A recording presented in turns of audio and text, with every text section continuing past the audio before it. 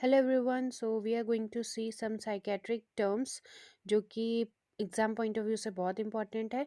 चाहे वो रेलवे का हो, एम्स का हो या फिर आपके कॉलेज एग्ज़ाम्स हो, इसमें 1 मार्क में क्वेश्चंस आते हैं। तो चलिए स्टार्ट करते हैं। The first is anxiety. Anxiety means feeling of apprehension caused by anticipation of danger which may be internal or external।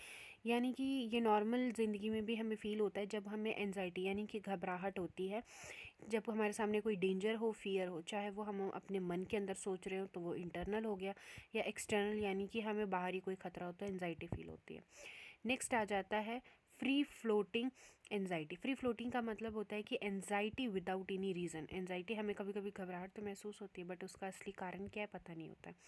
Next is fear. Fear का मतलब होता है कि ऐसे टाइप में हमें एनजाइटी फील होना जब रियली कोई डेंजर हो। ठीक है, फ्री फ्लोटिंग में कोई डेंजर नहीं होता है बट फिर भी पेशेंट को घबराहट फील होती है।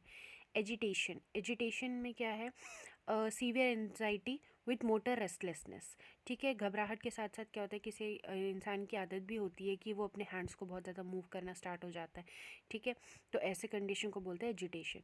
टेंशन। टेंशन नॉर्मल ज़िंदगी में भी बहुत लोगों को स्ट्रेस की वजह से टेंशन होता है, जिसमें increase motor and psychological activity बढ़ जाती है। ठीक है, जब हमें टेंशन होता है, स्ट्रेस होता है तो स्वेटिंग होता है, हार्ट रेट बढ़ जाती है, तो मोटर एंड साइकोलॉजिकल दोनों को अफेक्ट करता है। मोटर मीन्स मूवमेंट्स भी, इधर उधर व्यक्ति चलना शुरू हो जाता है, घबराहट में जल्दी जल्दी चलता है। तो ऐसे सिम्टम्स देखने को मिल सकता है टेंशन की कंडीशन में। Next is panic. Panic is acute episodic intense attack of anxiety associated with overwhelming feeling of dread and autonomic discharge. ये एक ऐसी कंडीशन है जिसमें क्या होता है, इंटेंस अटैक ऑफ एंजाइटी। जब हमें एंजाइटी या घबराहट ज़्यादा महसूस होती है तो इंटेंस होती है, जिसमें क्या होता है, पेशेंट को कई कबार हार्ट रेट बहुत ज़्यादा बढ़ जाती है, स्वेटिंग आने लगता है एंड चेस्ट पेन भी देखने को मिल सकता है। तो ऐसे कंडीशन को बोलते हैं हम पैनिक या पैनिक अटैक। एपैथी। एपैथी का मतलब होता है डल इमोशनल या फिर डिक्रीज इमोशंस। इमोशंस जो होते हैं वो बहुत ही कम हो जाते हैं, associated with detachment. Detachment means बाहर के लोगों से उसे कोई लगाव नहीं होता है, किसी से भी कोई लगाव नहीं होता है। ऐसे कंडीशन को बोलते हैं एपैथी। उनके पास कोई इमोशंस नहीं होते।